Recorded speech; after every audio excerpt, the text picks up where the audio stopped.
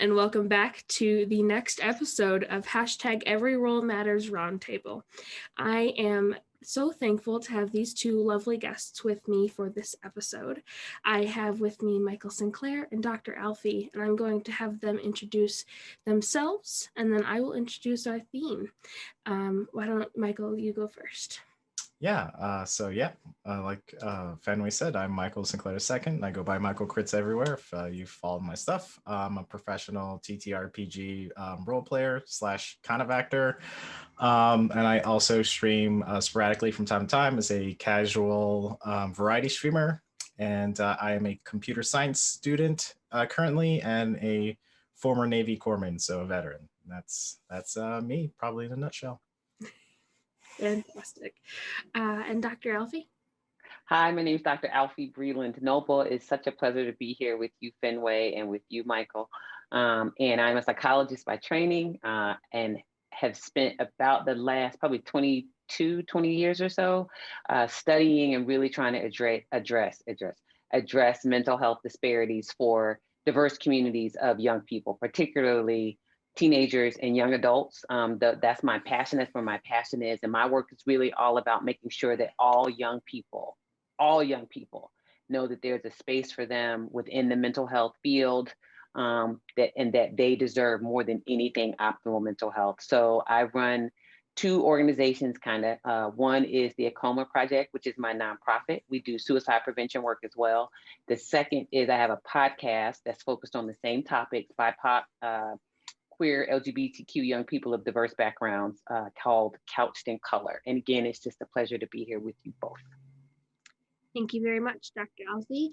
And for those of you watching, if the AAKOMA Project sounds familiar, we, Jaspers, did do an event in August for the AAKOMA Project. And so it's lovely to get you on here, Dr. Alfie. Of course. All right, so our theme for today is we are going to be talking about the needs of people of color in the gaming and mental health industries. And so we're going to get right started with the questions. The first one is, what is your experience with suicide prevention and awareness in kind of your personal experiences, professional ones, anything like that? Sure. So I can start. I have a very close girlfriend who's like an older sister to me. Her name is Kathy Williams, and Kathy lost her son to suicide when he was 17 years old. And that was about 19 years ago. And meeting Kathy was the first time I met somebody up close who is a survivor. Kathy happens to be African-American. So the idea that it happens in African-American and other communities of color is really important to Kathy. And what she's done over the last, since her son passed, probably since a couple months after her son passed, she's trained herself and gone out and become an advocate for suicide prevention in Black and brown communities. I've also grew up with someone, we have a crew of friends, middle and high school, and this friend died by suicide. It's probably been about 10 years. I wasn't close to him. We knew each other, but my circle of friends was close to him, where I'm from in the Virginia Beach, Virginia, Hampton Roads area. And so, all of my work has really been about really trying to understand and unpack and support young people in finding alternatives when, that level of despair is so heavy that they feel like that's their only way out. And I know people get to that space.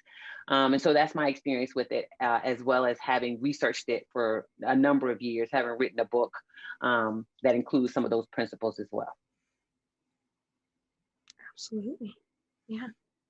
Michael? Yeah, so my own personal experiences with it was more recent. Mental health has always kind of been a tricky thing, and we're talking about games today. Just analyzing this, rethinking it over my mind, I definitely had a different approach to video games as escapism, and I had many Black POC friends who felt the same in similar circumstances. It's a way to escape. It's a way to kind of feel powerful in times where we don't feel the same or feel supported. But more so talking about my experience 2 years ago, I already got out of the military. I was pretty happy. I'm a pretty happy person in general. I was being successful at the moment. I was in class, just finished a final, and all my classes I was passing them, and I had some alcohol, and for some reason, I think I didn't take care of myself in a sense of like finding a pressure valve or kind of deflating my pressure valve. And so even though everything was all good, I never kind of got through all the stressors I had. And so in that moment, there was just a small little voice. It kind of just crept up on me. I don't know how, like it came almost from nowhere. And it started giving me like all these like negative thoughts, and eventually to the point where I didn't feel safe anymore, and I had to actually call authorities to kind of just like, hey, I need my wife was away, rock climbing, and she thought I was going to be okay. Obviously, I thought I was going to be okay, and I spent the night in the ER because I just needed some sort of support at then and there, and I ended up calling a veteran hotline. So, yeah. I am so thankful that you are still here. You are a huge supporter of Jasper's, and our events would not be the same without you. And I am very sorry for your loss, Dr. Alfie, but I am glad that something positive did come out of it. Absolutely. So Dr. Alfie, can I ask, how do you think POCs are thriving, not thriving in the mental health community, or just in general?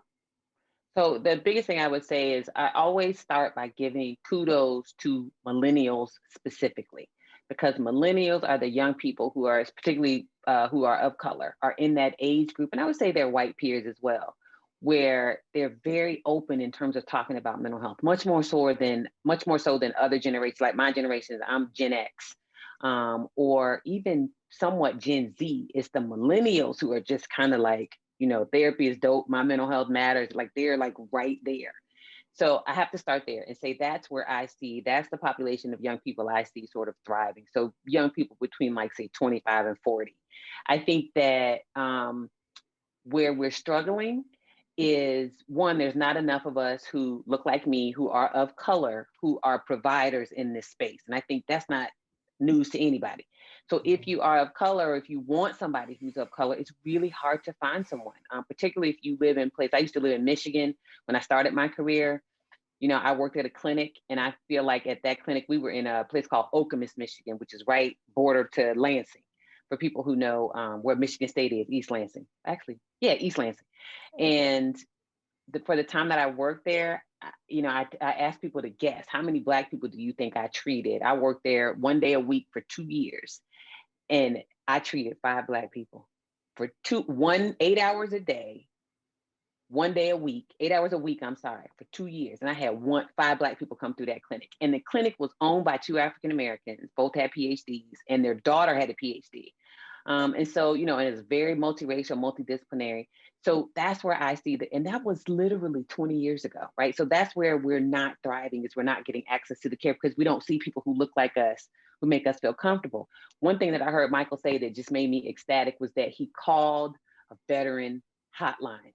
Because the other thing that scares me, for men of color, I have to be honest and say, if they call 911, there are different consequences for them. And so being able to call a hotline, right, sort of as a triage, is what I'm really grateful for. So I would love to hear, I know I shouldn't do this, but I would love to hear Michael talk a little bit about how he knew where to call, or if he was redirected. And so that, those are the places where I see people thriving, is millennials building opportunities for people to get support and help.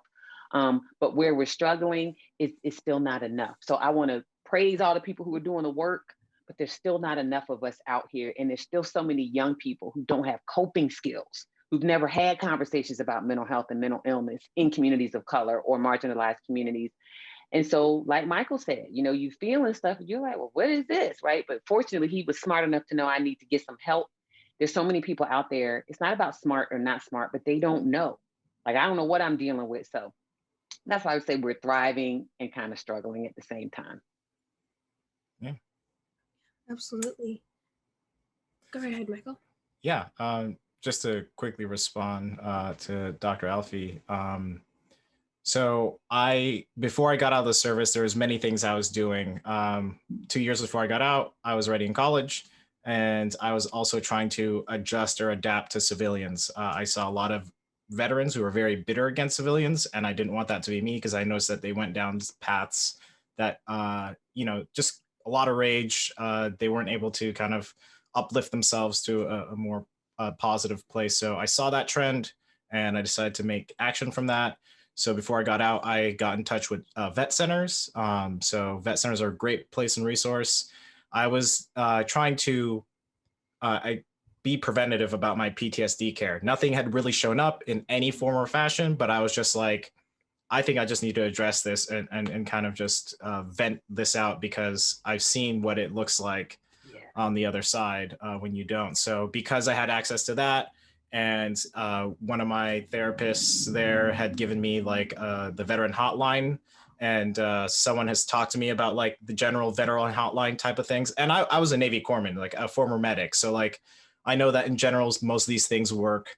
And I had talks with the veteran hotline other times via other mental health issues. Like I think I had a PTSD like event, and I just talked to them and they were nice. So that's how I was able to kind of know that it was a safe place to call. And then they did actually patch me over to the police, but I think they gave the police a precursor.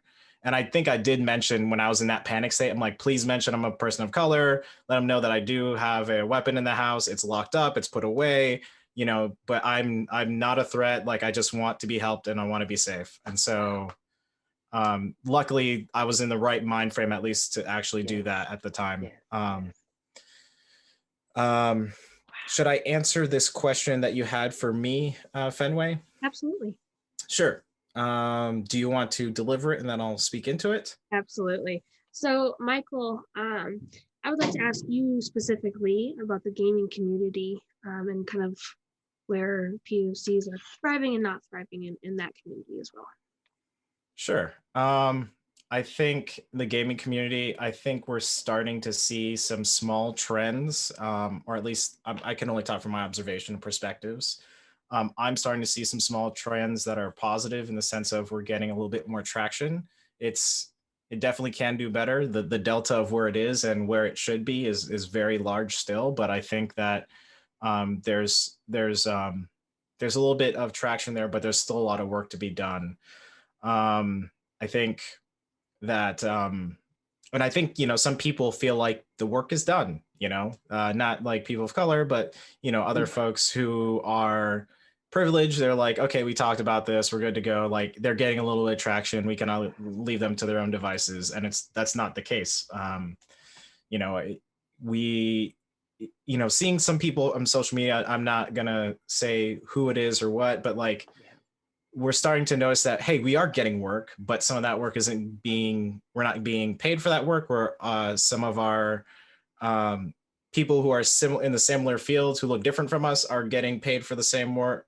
We're just getting a lot of referrals, or we're not, kind of going up. I don't know how to say it, like the community ladder. I don't know. It's a weird thing to kind of speak into, but it seems that we were given a little bit of traction and now people are like, okay, like we're hands off, and we still need support in some senses because,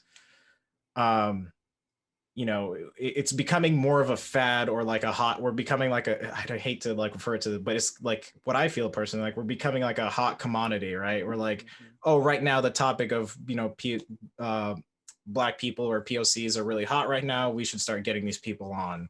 And so it feels like it ebbs and wanes when it should be something that's a little bit more consistent and gradually increasing over time. For sure.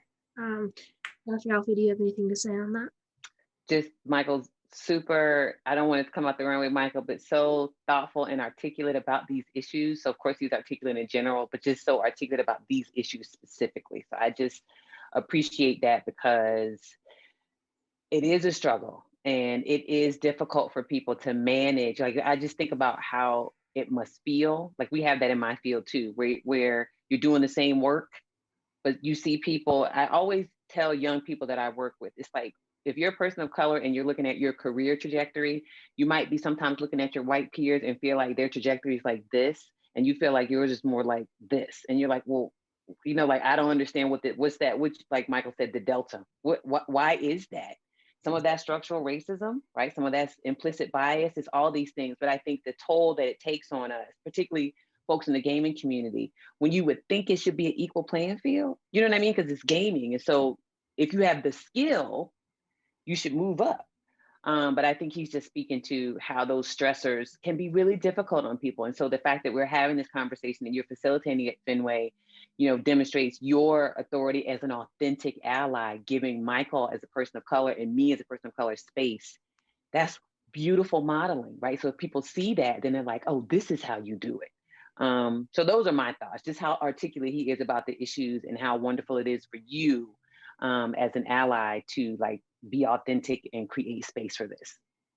Yeah, absolutely. That's the idea that I wanted to give here, is kind of show how people can support people of color, and I think I'm hoping that's what this can do. And so my next question is, Michael, I watched the Black AF roundtable that you did with Critical Bard and Omega Jones, and you had mentioned you create characters to insert POCs into the community, and I was just wondering, why do you do that? How do you do that? And how do you react when white people create a POC character? Sure. I think I'll address the former. The latter is a little bit more tricky to navigate. If people have watched the Black AF Roundtable, I spoke into, hey, I keep playing these POC characters in anything that's media facing, right? Anything media facing for the most part, I am playing actively Black characters. I think I might have a one shot or two out there that wasn't that, but that's like, it's a one shot. But even then, like, I think the ratio of how many people I play as Black folks on even one shots, I think it's pretty up there. And I think why is because it's almost in life fantasy to play a Black character or see a Black character in an in-game fantasy game. And I don't want that to be the case. And so like I'm trying to implement what I want to see out there, which is, hey, there should be Black people in your fantasy. There are people of color. You're creating TTRPG worlds that, have entire planets or globes or several solar systems. At some point, there's going to be some people with melanin. Like, that just has to exist, unless you're living in a cold, barren world where, like, none of them get sun. Like, that's... I don't understand. Like, sun equals life. If there's some sort of sun, there should be some people with melanin or some sort of adjustment to that. So, and I think a lot of the products we see out there, the people on the cover or the main storyline people, they're either, white folks, Caucasian folks, or some sort of other race, right? But then still have characteristics that are inherently white, or like the white is like the pure, or like these characters, not necessarily that they're white in themselves, but they have characteristics of purity or goodness. And then you have other characters that are associated with being primitive, savagery.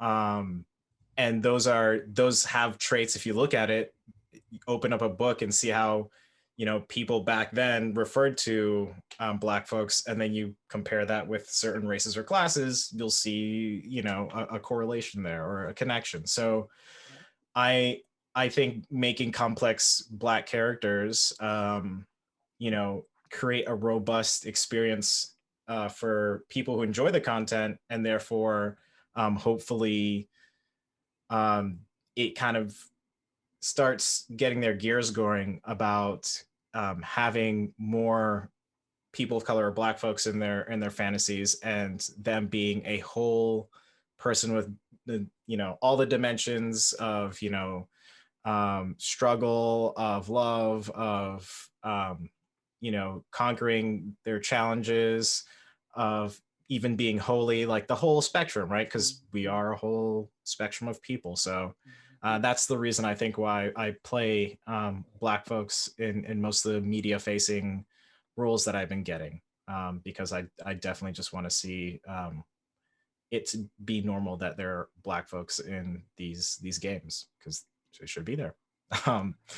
The latter question of when I see white folks play a POC character, that's a very tricky question, right? And that, I think that matters from table to table. I think it's an easier thing to address when it's a, it's a home table, but at least like hopefully there's another person of color there, or hopefully you're going about it the right mindset, or that you're having a DM who can facilitate something like that in a mature manner, that you're not going for the easy the easy kind of roles of playing a black person, of like using our being able to use ebonics or tropes, or things that you think are associated with black folks, when that's not the case. You should be playing a robust character. But then when it's media facing, it's a little bit it becomes a harder thing to speak into, because I'm trying to play characters, and I want to see that in the fantasy world, but I think it's harder to kind of think of at the moment, like a player character just playing a strictly black character and that being contiguous over a long series. I can see DMs, certainly, they're the ones who have to, they're people of mask of many faces. They're an actor of many faces. If you want to present a full flushed out world, they're going to have to play a black character or a POC character at some point. So, but like given the respect there and making sure that they're approaching it from the right place, I think is the best way to go about it. As far as player characters or people who want to contiguously play a black character in a series, I think you better do your homework and your research, and you should probably talk to someone who has merit in the community, and just approach it in the right way. I'm certainly not going to tell people to go out and play black characters. That's a decision on the said person, that they should that they want to do that, and if doing so requires a lot of work. Just like anything else, I do a lot of work to make sure that I'm an ally for LGBTQA plus people. I do work to make sure I am an advocate for mental health folks, or for folks who going through mental health journeys, or whatever they have at the moment. And I do work for people who are disabled.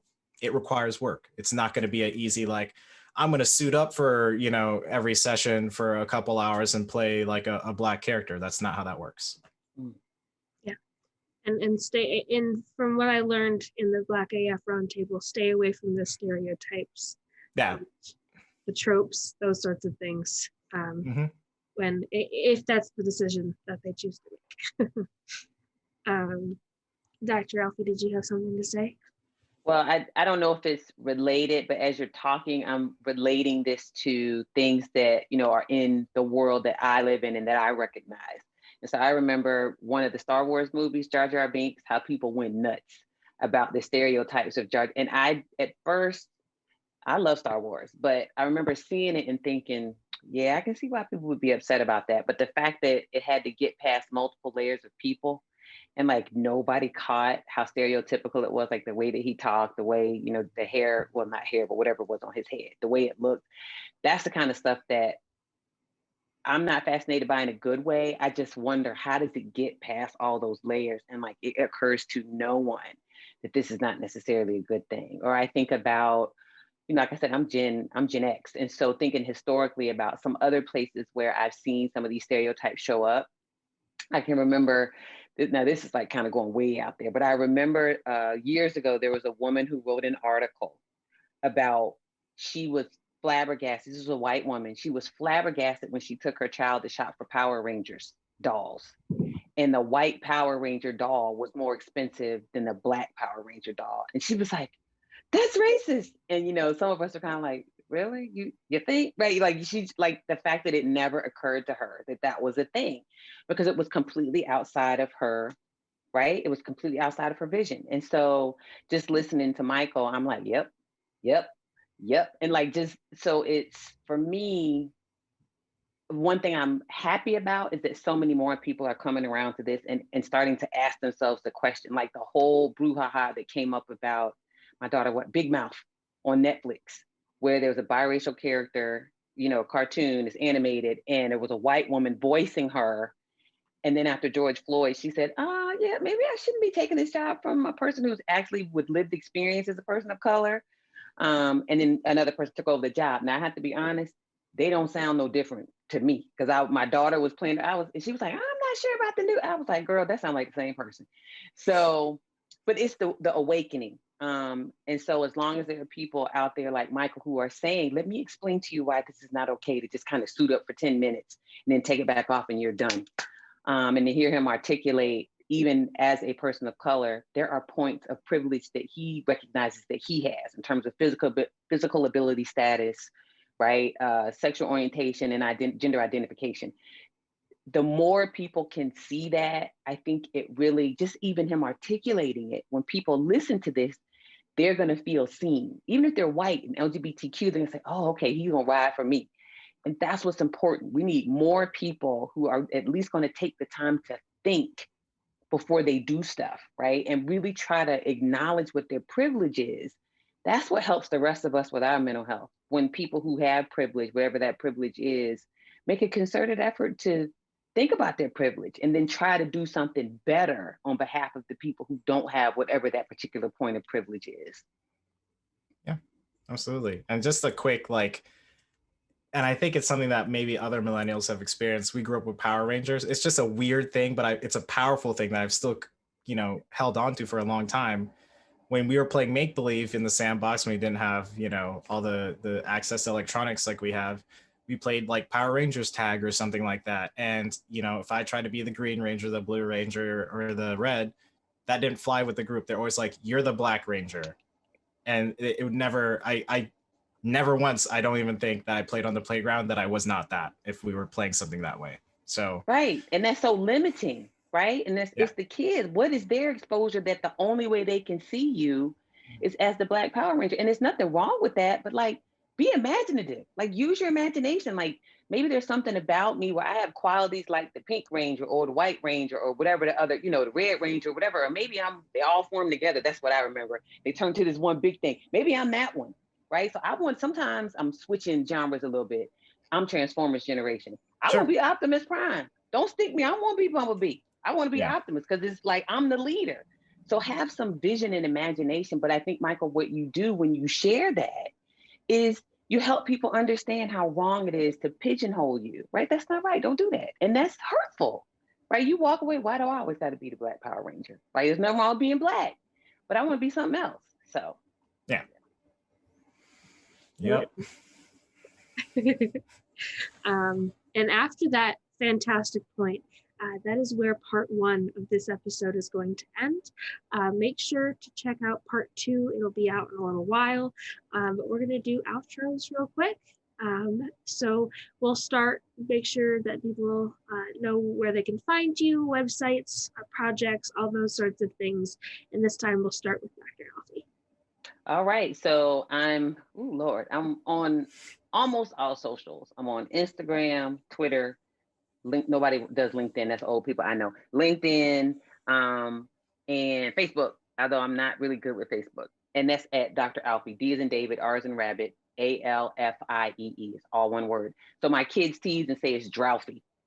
And that's what their friends call me behind my back. They don't say it to my face because they know better.